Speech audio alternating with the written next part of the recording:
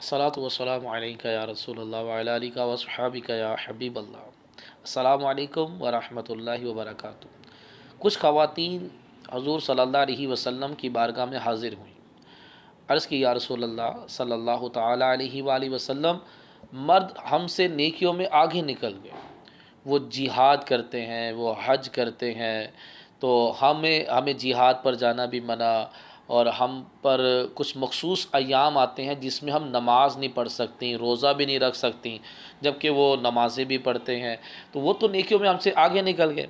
तो नबी करीम सल्लल्लाहु ताला अलैहि वालैहि वसल्लम ने इरशाद फरमाया कि मैं तुम्हें एक ऐसा अमल बता देता हूँ, तुम वो अमल करो तो तुम्हारा भी अजर व सवाब मर्दों के बराबर होगा। फरमाया, अपने घरों में ठहरी रहो, नमाज की पाबंदी करो और अपने ज़ेवर की ज़कात दो, अपनी पासदारी की हिफाजत करो, खाविन की इताअत करो, खाविन की फरमा बरदारी करो। उस जो औरत ये 5 काम करेगी उसको सिर्फ मौत ने जन्नत में जाने से रोका हुआ है। तो मेरे मोहतरम इस्लाम भाइयों, अल्लाह तबारक व तआला बड़ा करीम है, वो किसी को भी सवाब से महरूम नहीं करता। देखें, एक बंदा अच्छे अमाल कर रहा है लेकिन बीमारी की वजह से वो कर ना सका, अल्लाह ताला फरिश्तों को हुक्म देता है कि जितनी नेकियां ये सेहत की हालत में किया करता था, बीमारी की वजह से नहीं कर रहा, इसके नाम अमाल में वो नेकियां लिख दो।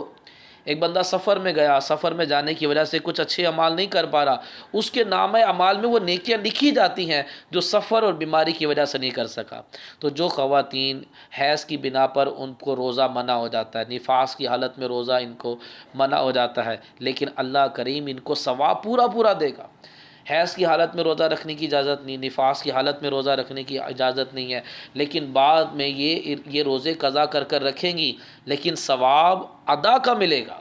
रोज़ा कज़ा करके रखनी है लेकिन सवाब अदा ही का मिलेगा। इसी तरह कोई औरत हामिला है, उसको भी रोज़ा छोड़ने की इजाज़त है, अगर चाहे तो वो रोज़ा छोड़े, अगर हिम्मत ताकत है तो रख ले। लेकिन अगर उसको कमज़ोरी का खौफ है कि मेरी कमज़ोरी बढ़ती जा रही है, बच्चा कमज़ोर हो जाएगा, तो शरीयत की तरफ से इजाज़त है हामिला औरत रोज़ा छोड़ दे और बच्चा पैदा होने के बाद जब सेहत आ जाए तब रोज़ा कज़ा कर कर रखे, लेकिन सवाब अदा ही का मिलेगा।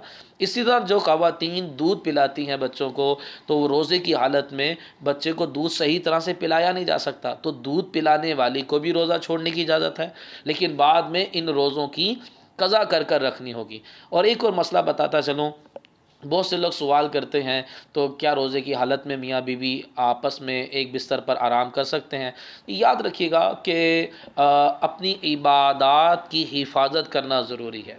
अगर रोज़े की हालत में दो मियाँ बीवी एक बिस्तर पर आराम करते हैं, अगर वो समझते हैं कि हम बिस्तरी में मशगूल हो जाएंगे जिसकी बिना पर हमारा रोज़ा टूट जाएगा, तो मियाँ बीवी को इजाज़त नहीं है कि वो रोज़े की हालत में एक दूसरे के करीब एक बिस्तर पर आराम करें। अगर उनको यकीन है कि हम अपने रोज़े की हिफाजत कर लेंगे, हमारा रोज़ा नहीं टूटेगा, ऐसे तो फिर वो बिल्कुल आराम कर सकते हैं। तो अपनी इबादत की हिफाजत हर बंदे को अपना पता होता है कि मैं बच पाऊँगा कि नहीं बच पाऊँगा।